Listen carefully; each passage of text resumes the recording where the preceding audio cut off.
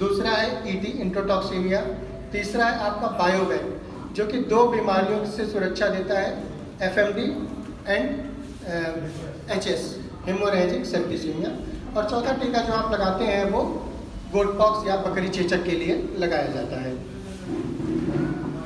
इन सभी टीकों में कुछ खास बात ध्यान रखने वाली होती है। सबसे पहले कि आप ये टीका कब लगाएं।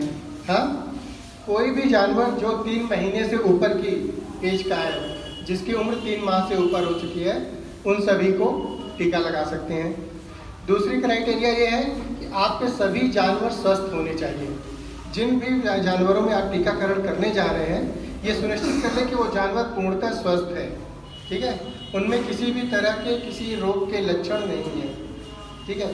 दूसरा ये है, तीसरी इम्पॉर्टेंट चीज़ है कि जब कभी भी आप टीकाकरण करें तो एक हर्ड में कोशिश करें कि उस हर्ड के सभी एनिमल्स को कवर करें। जो भी एनिमल्स हैं आप पे, सभी एनिमल्स को कवर करने की कोशिश करें। अगर ऐसा कुछ एनिमल रह जाता है जिसकी एज नहीं है और उसकी एज कम है या इस तरह की कोई चीज़ है, तो उसके फ्लॉक को अलग रखें, ठीक है।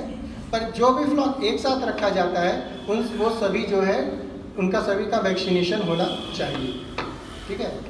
तो ये, और चौथी इम्पॉर्टेंट एक और बात है कि जब कभी भी टीकाकरण करें एटलीस्ट 2 टीकों के बीच में 1 हफ्ते का अंतराल जरूर से रखें, ठीक है। किन्हीं भी 2 टीकों के बीच में 1 हफ्ते का अंतराल होना चाहिए। और ये मुख्य बातें हैं।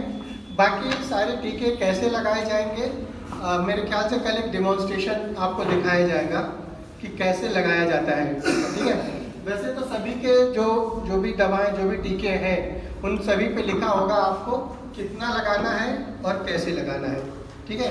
जैसे कि ये सारी वैक्सीन्स हैं यहाँ पे, पीपीआर है, ईटी है, बायोवैक है, गोटॉक्स, में सभी का डोज लिखा हुआ है और रूट लिखा हुआ है, ठीक है। जैसे सभी का 1 ml डोज है, 1 ml सब कट, S/C मतलब सब कट। सब कट का मतलब होता है खाल के नीचे, ठीक है। और खाल के नीचे कैसे लगाया जाता है, ये मेरे ख्याल से आप जब लाइव एक बार देख लेंगे ना तो बहुत अच्छी तरह से समझ जाएंगे कि इसको कैसे खाल के नीचे लगाया जाता है। वैसे ये हमने दिखा रखा है थोड़ा सा, जो भी एरिया होती है बकरी की, ठीक है, पर्टिकुलर ये एरिया में क्या होता है कि यहाँ पे स्किन जो है काफ़ी लूज होती है और उस लूज स्किन में लगाने में काफ़ी सरलता रहती है और किसी तरह की कुछ गलत होने की चांसेस नहीं रहती है। इसलिए वो एक जगह है जहाँ पे कि आप सब कट का टीका लगा सकते हैं। दूसरा है इंट्रामस्कुलर, यानी कि मांस में लगाया जाने वाला टीका गर्दन की जो एरिया है उस एरिया में लगाया जाता है।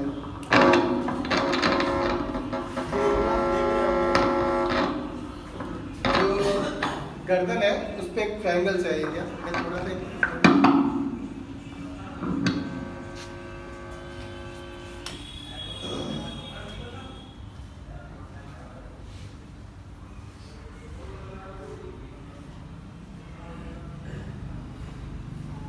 ये जो बकरी की एरिया होती है ना, ये 1 इंच ऊपर से छोड़ दीजिए, 1 इंच नीचे से छोड़ दीजिए। हाँ, दिस इज द ये एरिया होती है आपकी इंट्रामस्कुलर टीका लगाने की, ठीक है। बाकी मेरे ख्याल से कल जब दिखाएंगे इन लोग को लाइव एनिमल में, जिंदा एनिमल में लगाते हुए, तो आप लोग को बहुत अच्छी तरह से चीज़ समझ में आ जाएगी।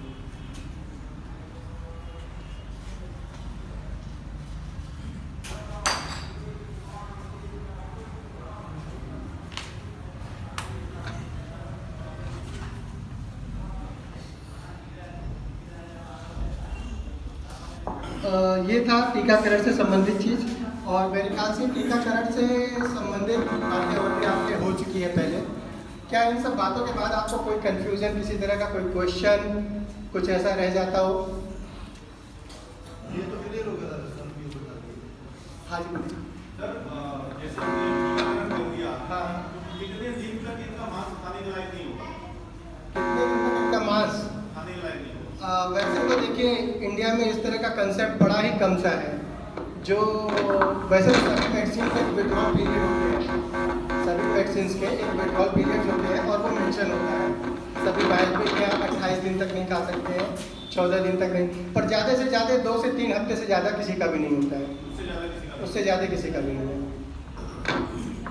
और कोई बात? सर हाँ, हमारे पास जैसे कभी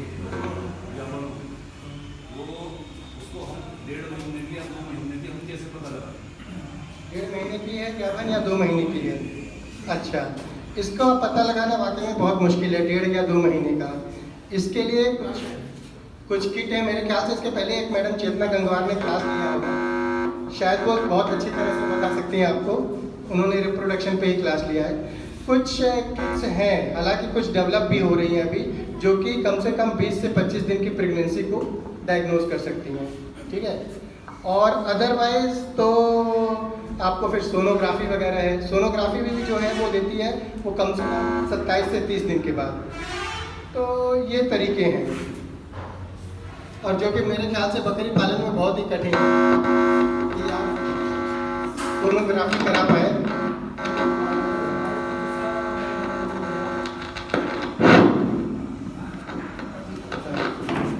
सोनोग्राफी ये थोड़ा सा मुश्किल प्रावधान है, पर तरीके यही 2 हैं कि आप सोनोग्राफी से ही कंफर्म कर सकते हैं कि प्रेग्नेंट है या नहीं, ठीक है। और एक और भी तरीका है, बाकी जो सिंपल सा तरीका है कि अगर वो नेक्स्ट साइकिल पे नहीं आ रही है, ये भी एक तरीका, अगर बकरी ग्याबन नहीं हुई है तो 21 दिन बाद फिर हिट पे आ जाएगी, और अगर ग्याबन हो गई है तो नहीं आएगी। ये एक लक्षण है, पर इस लक्षण में श्योरिटी नहीं है। कभी कभी किन्हीं और कारणों की वजह से ऐसा होता है कि नेक्स्ट हीट साइलेंट हो जाती है या हीट अच्छी तरह से दिखाई नहीं देती है, तो ये कन्फ्यूजन है। बट अगर कंफर्म आप करना चाहते हैं कि हाँ बकरी प्रेग्नेंट ही है, तो यही तरीका है कि आप उसकी सोनोग्राफी से कंफर्म कर सकते हैं, या कुछ तरीके और हैं जो डेवलप किए जा रहे हैं अभी। 20 से 25 दिन की प्रेगनेंसी में कुछ केमिकल टेस्ट हैं, वो एक तरीके हो सकते हैं। डॉक्टर साहब, हम एनिमल दिसंबर में लाए, हमने जनवरी तक वैक्सीनेशन कंप्लीट कर लिया। अब हर साल हम जनवरी में ही करेंगे या कोई पर्टिकुलर मंथ है कि इस महीने में होना है? नहीं, बिल्कुल सही है। आप हर साल जो जैसे सभी वैक्सीनों का बताया गया होगा कि कितने दिन बाद रिपीट करना है। मैक्सिमम का 1 साल है। ईटी का आपको 6 महीने बताया गया है। ईटी की जो वैक्सीन है वो आप 6 महीने के बाद लगाएंगे।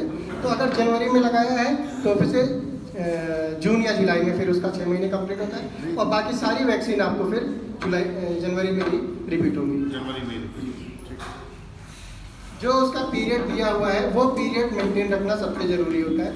इसका कोई टाइम नहीं है कि इस महीने में ये टीका लगाया जाए या उस महीने में इस टीका लगाया जाए। हाँ, जब से आपने शुरू किया तब से आप अपने यहाँ नोटिंग कर लें, और जब जब उसका ड्यू हो रहा है, जिसका ड्यू 1 साल पे हो रहा है उसको 1 साल पे लगाए, जिसका 6 महीने पे ड्यू हो रहा है उसको 6 महीने पे लगाए।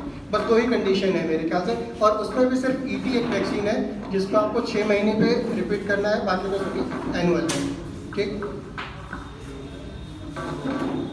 तो ये बात है कि आपकी टीकाकरण से संबंधित। और दूसरी जो बकरियों को रोकथाम के लिए तरीका है वो दूसरा है डिवर्मिंग। डिवर्मिंग यानी पेट के कीड़ों में तो कैसे हम उनसे निपटारा पाएँ। हाँ, हालांकि पेट के कीड़े जो होते हैं वो बकरी में हमेशा रहेंगे, पूरे जीवन रहते ही रहते हैं, वो कभी ख़त्म नहीं होते हैं, और रहना भी चाहिए, कहीं ना कहीं ज़रूरी भी है, लेकिन उनका लोड एक ऑप्टिमम लेवल से ज़्यादा न जाए। हाँ, उसका हमें ध्यान रखना होता है, और इसी के लिए जो हम दवा पिलाते हैं इस प्रोसीजर को डिवर्मिंग कहते हैं। हाँ, तो डिवर्मिंग में हम क्या करते हैं, सिंपली जो पेट के कीड़े मारने वाली दवाएं होती हैं वही दवाएं उनको पिलाई जाती हैं, और ये दवाएं एटलीस्ट आपको साल में 2 बार तो जरूर से पिलानी है। पहला है प्री मानसून यानी कि वर्षा ऋतु के पहले, और दूसरा है पोस्ट मानसून यानी कि वर्षा ऋतु के बाद में। ठीक है, ये 2 डिवर्मिंग तो आप जरूर से करेंगे। और उसके बाद एक मैंने लिखा हुआ तीसरा SOS। SOS यानी फिर कभी अगर ज़रूरत हो तो भी आप डिवर्मिंग कर सकते हैं। फिर कभी कैसे ज़रूरत हो ये अपने आप में गेस करना थोड़ा सा है। इसमें एक चीज़ ये आप कर सकते हैं कि अगर आपके पास आसपास कोई ऐसे वेटनरी हॉस्पिटल है, हाँ, कोई ऐसा कॉलेज या कोई ऐसा इंस्टीट्यूट है जो कि आपके बकरी के मेंगनी की जांच कर सकता हो। हाँ, अगर वो जांच करने वाली कोई ऐसी सुविधा उपलब्ध है आसपास तो अच्छा होगा कि आप एक बार जांच करा लें, क्योंकि जब जांच आप करा लेंगे तब आपको एकदम सही सा आइडिया मिल जाएगा कि हाँ बकरी में इस कीड़े का लोड है और उसको ये दवा दी जानी चाहिए। ठीक है, तब तो वह बहुत सही क्लियर सा हो जाता है, उसमें फिर कोई क्वेश्चन मार्क नहीं रह जाता है। लेकिन ऐसा होना बहुत मुश्किल सा होता है, अक्सर प्राय यही देखा गया है, क्योंकि गाँव में बकरी पालन होता है और वहाँ तक ये सारी चीज़ें या ये आसपास कोई इंस्टीट्यूट मिल जाए जहाँ ऐसी सुविधाएं हो या हॉस्पिटल है, बहुत मुश्किल होता है। ऐसी स्थिति में एक दो तरीके हैं जिनसे आप गेस कर सकते हैं कि पुनः उनका फिर कभी डिवर्मिंग की जानी चाहिए। एक तरीका यह है कि आपके जानवर, आप उसको पूरी अच्छी तरह से खिला रहे हैं, पिला रहे हैं, सब कुछ दे रहे हैं, लेकिन फिर भी उसका वजन बढ़ नहीं रहा है, ठीक है। या फिर अगर वो बकरी दूध देने वाली है तो उतना दूध नहीं दे रही जितना उसको देना चाहिए, ठीक है। एक ये कंडीशन होता है। दूसरी कंडीशन ये होती है कि जो आपकी बकरी होती है ना, उसका एक कोट होता है। कोट यानी कि हमारे जो उसके शरीर पे बाल पाए जाते हैं उसका एक अपना कलर होता है, हाँ, एक कलर होता है, एक चमक होती है। जब बकरी के अंदर अगर पैरासिटिक लोड है ज़्यादा, पेट में कीड़े हैं, उसके अंदर कीड़े हैं, तो वो बकरी की वो जो चमक होती है, वो जो शाइनिंग होती है, वो जो कलर होता है, वो डल सा पड़ जाएगा, वो थोड़ा कलर मटमैला सा दिखाई देगा आपको। आप अगर बकरी के ऊपर हाथ फेरेंगे तो वो जो स्मूथनेस, जो चमक सी होती है, जो वो चीज़ आपको नहीं पाई जाएगी, थोड़ा सा रफ सा उसका कोट लगेगा, बाल रफ से। तो ये एक दूसरा क्राइटेरिया है। तीसरा है कि रह जाए कि आपका जानवर दस्त में आ रहा है। अगर आपने देखा कि आप उसको वही सारी चीज़ें खिला पिला रहे हैं जिनसे कोई नुकसान नहीं हो रहा है, होना चाहिए, लेकिन फिर भी आपका जानवर दस्त में आ रहा है, फिर ठीक हो जा रहा है, तो ये 2-3 लक्षण हैं जिनके आधार पे आप कह सकते हैं कि बकरी में पेट में कीड़े या अंदर कीड़े होने की संभावना है, और उस स्थिति में आप उसको फिर एक बार डिवर्मिंग कर सकते हैं, ठीक है।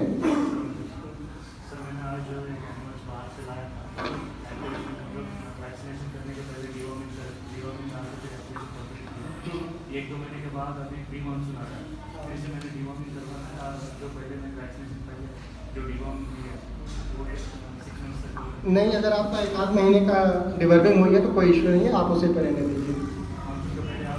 नहीं, कोई ज़रूरत है। अगर 1 महीने तक है तो कोई बड़ी बात नहीं है, आप उसे रहने दीजिए। नेक्स्ट उसको आप पोस्ट मानसून में करिए, ठीक है। पोस्ट।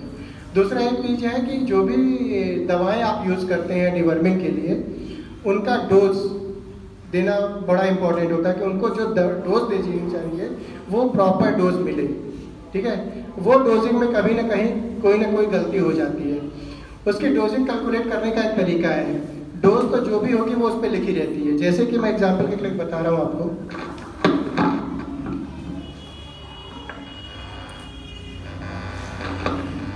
सपोज ये दवा है हमारी,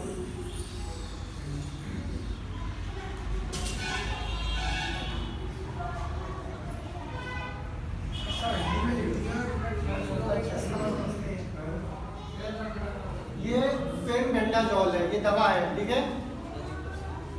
और उसी वायल पे ऐसा लिखा आएगा 10 मिलीग्राम, हाँ, पर केजी।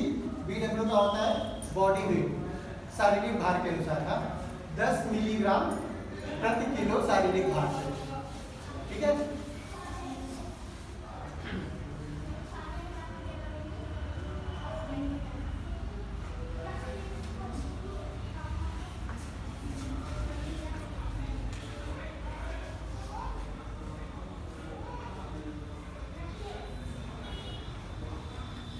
ऐसा लिखा होगा उसका। उसमें आपको क्या करना होता है, जब कभी भी आप डिवर्मिंग करने जाएं तो ग्रुपिंग कर लें एनिमल्स की। आपके पास कई एज के एनिमल्स होंगे, कई बॉडी वेट के एनिमल्स होंगे, तो ग्रुपिंग जो वो ऐसा करें कि एक बॉडी वेट के एनिमल्स, लगभग एक बॉडी वेट के आसपास के एनिमल को एक ग्रुप में रखें। हो सकता है आप, जैसे कि आपके पास एनर्जी है, आप आएंगे, कुछ एनिमल्स 25 किलो के हैं, कुछ एनिमल 35 किलो तक के हैं, इनका आप एक ग्रुप बना लो, ठीक है। दूसरा ग्रुप आपने बना लिया कि जिनका 10 से 20 किलो वजन है, ठीक है। कुछ बच्चे होंगे जो 3 महीने 4 महीने ऐसे होंगे, ठीक है। तो इस तरह पहले तो आप ग्रुपिंग कर लो, ठीक है।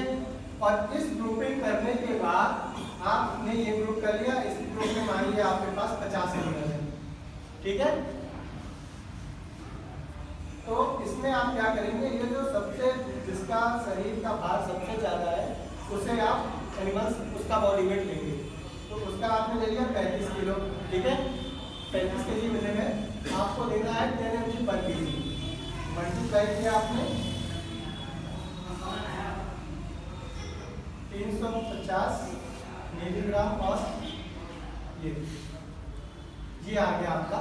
यानी एक एनिमल्स को दवा कितनी मिलनी है, 350 mg, 350 मिलीग्राम, और यही 350 मिलीग्राम आप सारे एनिमल्स को देंगे, चाहे उनका बॉडी में 25 हो या जो भी हो। ठीक है, तो इस 350 मिलीग्राम के, और अब आप चाहो तो ऐसा कर सकते हो 350 मिलीग्राम एक एनिमल्स का है, 350 को आप 50 से मल्टीप्लाई कर लो,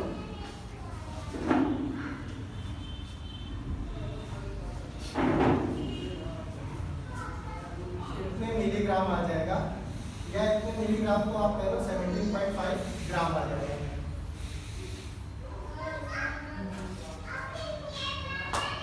ठीक है,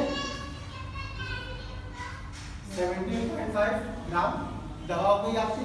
अब अगर आपके 50 एनिमल्स हैं, हाँ, और हर एनिमल्स को आप कम से कम 5 ml तो दवा पिलाओगे, हाँ, आप 50 एनिमल्स को 5 से मल्टीप्लाई किया, 250 मिलीग्राम ml, इतने ml पानी में ये दवा मिला दी, और उसके बाद सारे एनिमल्स को 5-5 ml के रेट से पिला दिया। कुछ है गड़बड़ नहीं, कुछ क्लियर है? क्योंकि ये चीज़ बड़ी इंपॉर्टेंट है, जो डोजिंग होती है ना, अक्सर हम क्या करते हैं कि जो भी दवा पिलाते हैं वो कहीं ना कहीं अंडर डोज हो जाती है, कभी कभी ओवर डोज हो कोई ज़्यादा नुकसान नहीं होता है, पर अंडर डोज नहीं होनी चाहिए, अंडर डोज होने में काफ़ी नुकसान हो जाता है। ठीक है, इसलिए डोजिंग बहुत प्रॉपर करें। ये 50 एनिमल्स है आपके, सपोज 50 एनिमल्स है, ईच एनिमल्स को आपको 5 ml दवा पानी की मिलानी, 5 ml पानी मिलानी, तो 250 ml आपका पानी हो गया, इतनी आपकी दवा हो गई। जो भी टेबलेट्स आ रही है आपकी, सपोज कि 150 mg की टेबलेट है, 2 ग्राम की टेबलेट है, उसके हिसाब से आपको इतनी ग्राम दवा लेनी है, और इसको इतने पानी में मिला लिया। अब जो है 5 ml हर एनिमल्स को आपने पिला दिया, तो ये हो जाएगी आपकी डेवलपमेंट की कोर्स। ठीक है, सब जैसे सर्दी का मौसम आ रहा, सब लोग बैठ गए, हाँ। 2 दिन को छोड़ के अभी किसी ने पानी नहीं दिया, हाँ, तो मौसम सर्दी का है, अब शुरू करना चाहिए या गर्मी में करना चाहिए, कब से शुरू करना चाहिए? थोड़ा सा सर्दी का मौसम बकरी के लिए अच्छा नहीं होता है, आप सभी जानते हैं, बकरी के लिए सबसे अच्छा मौसम होता है गर्मी का। ठीक है, तो मेरे ख्याल से अगर सर्दी में अभी तक नहीं शुरू किया है तो ना शुरू करें तो अच्छा है। कब से करना चाहिए? जो भी थोड़ा सा गर्मी का मौसम आ जाए, मार्च माह से आप शुरू कर दो आप अपनी तरफ, क्योंकि क्या होता है कि ठंडक का मौसम बकरी के लिए थोड़ा सा अच्छा नहीं होता, और आपकी भी शुरुआत है, तो शुरुआत ऐसे से करें जहाँ पे कि थोड़ा सा अच्छा आपके लिए भी अनुकूल रहे और बकरी के लिए अनुकूल रहे। आप पहले ही एडवर्स कंडीशन में थोड़ा सा शुरुआत करेंगे तो वो अच्छा रिजल्ट लेना मुश्किल होता है, या हो सकता है थोड़ी प्रॉब्लम आ जाएगी, चांस की बात है, और अगर हो सकता है आपने उस प्रॉब्लम को टैकल करके आगे बढ़ गए, ठीक है, पर कभी कभी क्या होता है कि नुकसान हो गया, तो आदमी को लगता है कि धंधा शुरू किया और शुरुआत में जो नुकसान हो वो थोड़ा सा अच्छा नहीं होता है। ये चीज़ है। डॉक्टर साहब, डिवॉर्मिंग की दवाई के साथ कोई लीवर टॉनिक देना जरूरी है क्या? कोई ज़रूरत नहीं है, ऐसा अगर एनिमल नॉर्मल है, हेल्दी है, कोई ज़रूरत नहीं है। कमज़ोर है तो दे दें। कमज़ोर है दवा, ठीक है, कमज़ोर है दवा। और दूसरी एक चीज़ कि जो भी आप कीड़े की दवा दे रहे हैं ना, उसको रोटेट करें, हमेशा बदल बदल के देने की कोशिश करें। ठीक है, जो भी दवाएं अवेलेबल हैं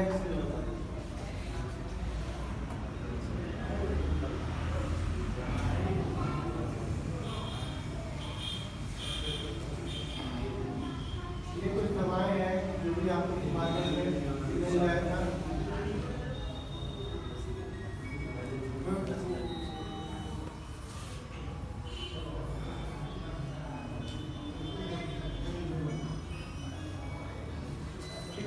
कुछ एग्जाम्पल्स हैं, बाकी जो भी कीड़े की दवाएं मिलती हैं मार्केट में, कोई चीज़ में कोई गलत नहीं है, सभी में दवाएं जो है लिखी हुई हैं, उनका डोज भी लिखा हुआ है, वही डोज स्टेपली फॉलो करेगा कैसे देना है।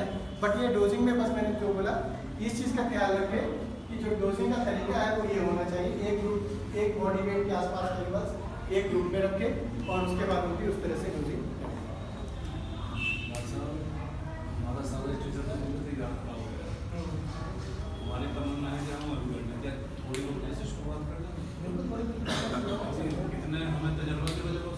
ठीक है, आप कर सकते हैं, मैंने बताया ना उसका एक फ़ायदा और नुकसान दोनों चीज़ें मैंने बता दी। तो थोड़ा बहुत आपको देखिए, ये सारी चीज़ एग्जैक्ट जो धंधा है ना, उसका कोई रूल रेगुलेशन से नहीं होता है कि साहब ये ट्यूब का ऐसे ऐसे जाओ तो ऐसे ही होता है। हमेशा उसके साथ कहीं ना कहीं थोड़ी इसका ये फ़ायदा है, इसका ये नुकसान है। अब आप अपने आप को एवेल्युएट कर लो कि हमने जो इंफ्रास्ट्रक्चर बना रखा है उसको 3 महीने में हम जो रखे हैं इस तरह, हमारा शायद ज़्यादा इकोनॉमिक लॉस हो रहा है। चलो ठीक है, हम वुड फार्मिंग शुरू कर देंगे। मे भी हो सकता है कि आप जो अगर कुछ नुकसान भी होगा तो उस नुकसान को हम झेलना ज़्यादा पसंद करेंगे। तो ये थोड़ा सा एक वो है, ये आप अपने डिसीजन लेकर ज़्यादा अच्छा है। सर डिवार्मिंग में सर जो दवाई यूज होंगी ज़्यादातर सर लिक्विड फॉर्म में होंगी या पाउडर फॉर्म में? दोनों भी फॉर्म में आती हैं, लिक्विड में भी आती हैं और टैबलेट फॉर्म में भी आती तो हैं। लिक्विड वाले में सर पानी मिलाना जरूरी है? नहीं, लिक्विड वाले में पानी मिलाने की जरूरत नहीं है। लिक्विड वाले में तो पानी मिला हुआ ऑलरेडी, उसको तो आप फिर उसी हिसाब से कैलकुलेट करेंगे। उसमें भी लिखा होगा साफ साफ इतने शारीरिक भार पे इतनी दवा पिलाएं, सभी पे लिखा भी रहता है। ये चीज़ जो है सभी पे लिखी रहती है, इतने शारीरिक भार पे इतनी दवा पिलाएं, और उसी को जो है थोड़ा सा आपको मतलब ग्रुपिंग करके सही करना है। और कुछ कीड़े की दवा से रिलेटेड, डिवर्मिंग से रिलेटेड कोई चीज़? तीसरा ये टॉपिक है डिपिंग। डिपिंग यानी कि बकरियों को नहलाना। हाँ, नहलाते किस लिए हैं हम कि जो भी शरीर पे जो कीड़े पाए जाते हैं, जैसे टिक्स है, माइस है, लाइस है, जो भी चूहे हैं, पिस्सू है, इस तरह की चीज़ें पाई जाती हैं सभी जानवरों में। तो उस चीज़ों से बचने के लिए, उनसे बचाव के लिए ये प्रोसीजर किया जाता है, तरीका अपनाया जाता है, जिसको कि हम डिपिंग कहते हैं। ठीक है, डिपिंग में आपको कब करना है?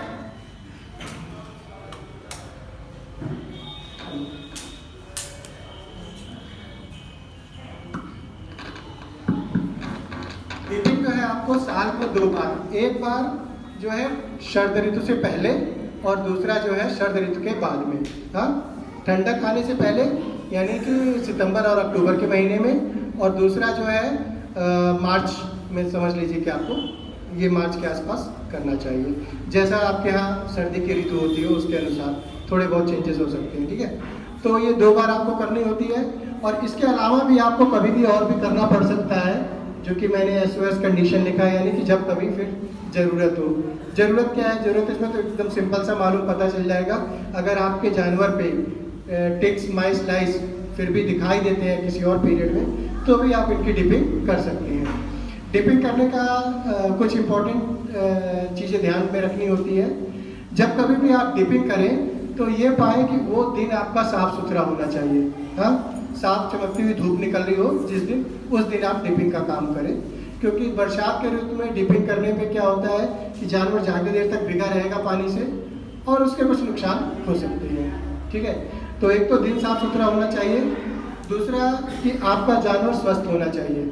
ठीक है, आपका जानवर अगर बीमार है तो ये चांसेस है कि एक तो ऑलरेडी जानवर बीमार है, फिर आपने उसे नहला दिया तो कुछ और भी नुकसान होने के चांसेस बनते हैं, इसलिए जानवर स्वस्थ होना चाहिए। तीसरा, जब कभी भी आप डिपिंग कराने के लिए जानवर को ले जाएं तो पहले उसको एक बार पानी पिलाएं।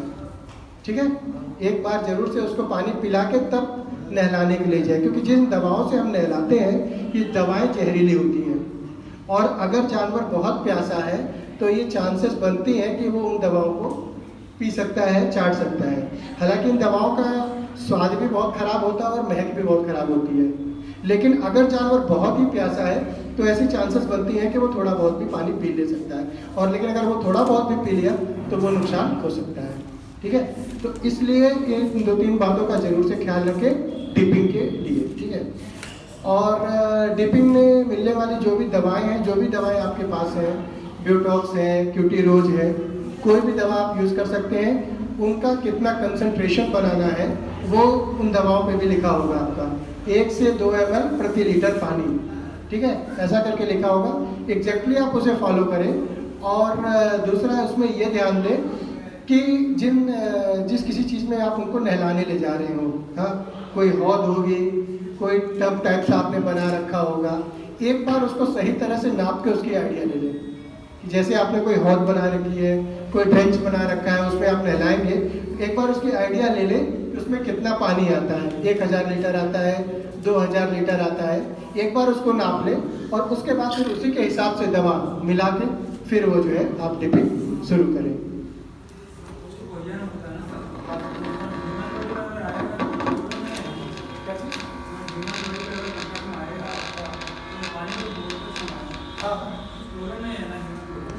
नुकसान नहीं है, लेकिन फिर भी आप करने के बाद हाथ तुरंत धुल लें अच्छे से।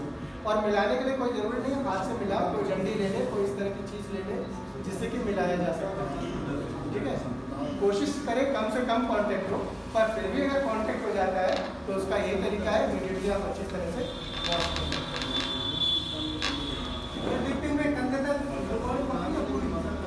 पूरा पूरा जानवर पूरा डूब जाना चाहिए।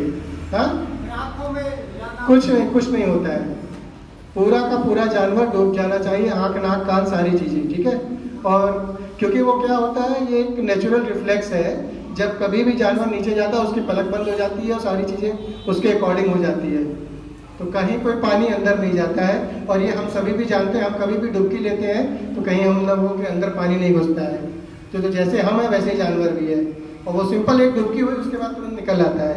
हाँ, ज़्यादा देर तक कोई रहता है तब चांसेस बनती हैं, पर ऐसा कुछ है नहीं, जैसे आप डुबाओगे वो तुरंत खुद अपने आप निकल आएगा, तो ऐसी कोई परेशानी होने की उम्मीद नहीं है। और कोई चीज़ अगर आपको लग रहा है डिपिंग से रिलेटेड? चलिए, डिपिंग की जगह कोई इंजेक्शन दे सकते हैं क्या? हाँ, डिपिंग की जगह इंजेक्शन दे सकते हैं।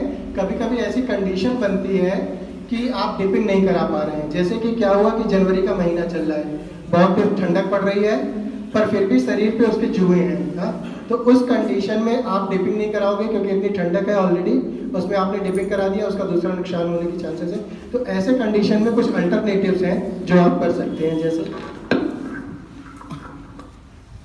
ये इंजेक्शन है, आप इंजेक्शन लगा सकते हैं।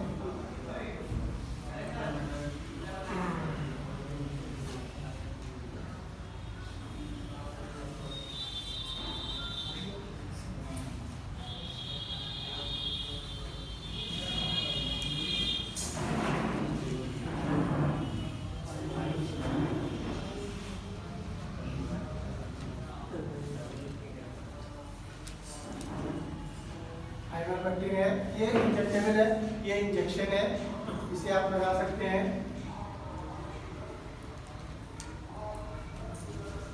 ये एक और दवा आती है, ये लिक्विड होता है, और इस लिक्विड को जो है आप जो जानवर है उसके रीढ़ की हड्डी पे एक एक ड्रॉप करते हुए सर से लेकर मुझ तक डालते चले जाएंगे, ये भी वो टिक्स को मारने का काम करती है। आइवरमेक्टिन की जगह डोरामेक्टिन भी आती है, ये भी इसी डोज रेट से ली जाएगी।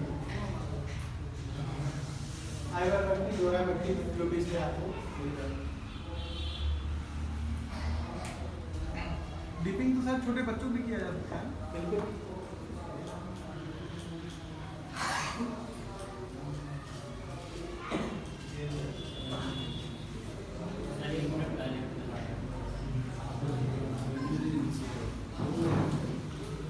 सर, ये इंजेक्शन वैक्सीन के साथ दिया जा सकता है? वैक्सीन के साथ दिया जा सकता है? दिया जा सकता है, 5 दिन का डिफरेंस रखे तो अच्छा रहेगा।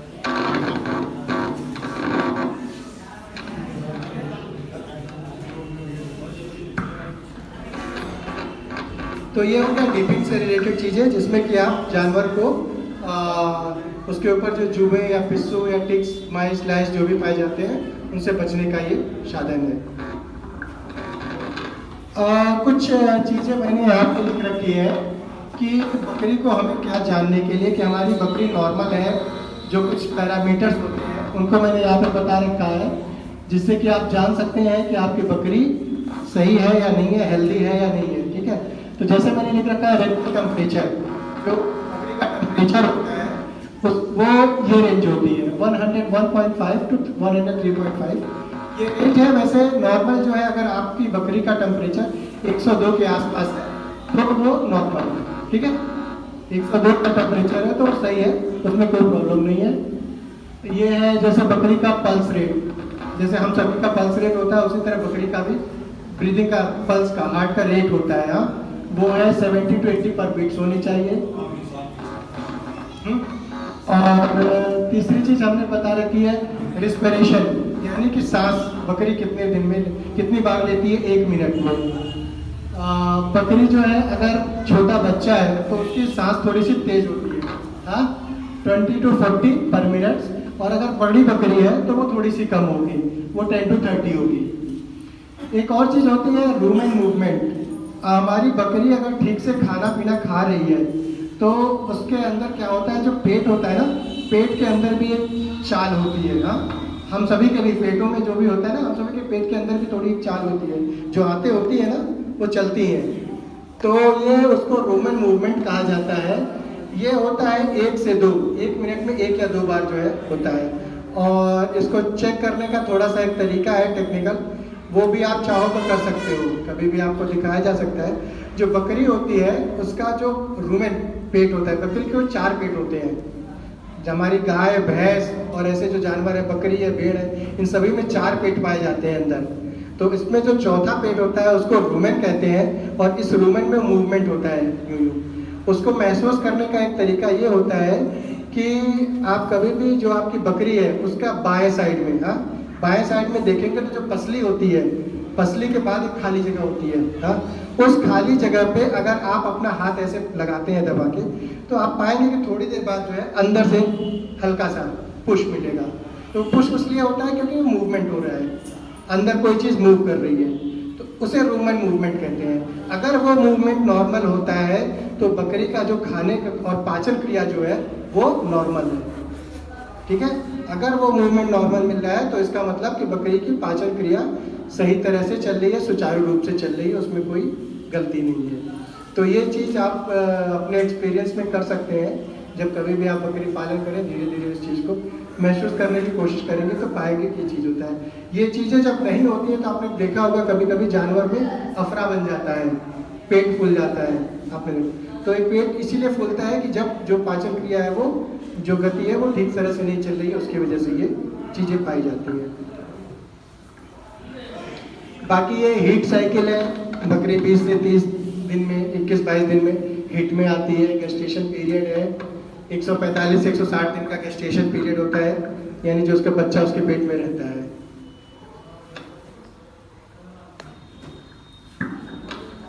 कुछ मैंने बता रखे हैं। ये अगर बकरी आपकी बीमार है तो उसके कुछ लक्षण जैसे हैं, कभी कभी क्या होगा, आपने देखा होगा कि बकरियां जो है दांत किराती हैं। अगर आप लोगों ने कोई बकरी पालन कर रहा होगा इसमें, तो ये पाएगा कि बकरियों की आदत होगी कभी कभी दांत किराने की। तो दांत अगर बकरी किराती है तो इसके 2 रीज़न होते हैं, या तो उसके पेट में कोई दर्द है, और या तो कभी कभी पेट में कीड़े भी होने की कंडीशन में इस तरह के लक्षण पाए जाते हैं। तो अगर आपके बकरियों में कभी ऐसा इस तरह का लक्षण दिखाई देता है तो ये आप सस्पेक्ट कर सकते हैं कि इन दोनों में से कोई ना कोई चीज़ है। दूसरी बात है, कभी कभी आपने पाया है कि जो बकरियां हमारी होती हैं, जो यंग बकरी है, हाँ, और या तो फिर जो ओल्डर है, उनमें बॉडी वेट जो होती है ना, कभी कभी उनके बॉडी वेट्स नहीं बढ़ते हैं। हाँ, बॉडी वेट का लॉस होता है। जो एनिमल्स का कभी यंग एनिमल्स है और उसका वेट कभी कभी देखेंगे जो भी 30 किलो है, धीरे धीरे घट रहा है, ऐसा भी होता है कभी कभी। हाँ, ये कुछ कंडीशंस में हो सकता है, या तो आपको उसका वेट इसलिए घट रहा है, खाना पानी सारी चीज़ें आप एक बार चेक करोगे कि जो भी हम दे रहे हैं वो सही है, और बकरी अगर बीमारी कोई नहीं दिखा रही है फिर भी वजन घट रहा है, तो या तो कभी कभी डिवर्मिंग नहीं हुई है प्रॉपर, पेट के कीड़े ज़्यादा हैं उसकी वजह से हो सकता है, या एक और बीमारी होती है जिसको जेडी कहते हैं, जॉनी डिजीज, उसकी वजह से भी इस तरह का लक्षण पाया जाता है। तो इन दोनों भी कंडीशन में अगर आपकी बकरी जो है डिवर्मिंग नहीं प्रॉपर है तो आप उसको रिशेड्यूल कर लें, चेक कर लें, उसे फिर से दोबारा करा लें। और अगर जेडी होती है तो उसका तो वैसे टीकाकरण भी उपलब्ध है, आप चाहो तो टीका लगा सकते हो, और नहीं तो उस एनिमल को अपने फ्लॉक में से निकाल दो, बेस्ट ये तरीका है।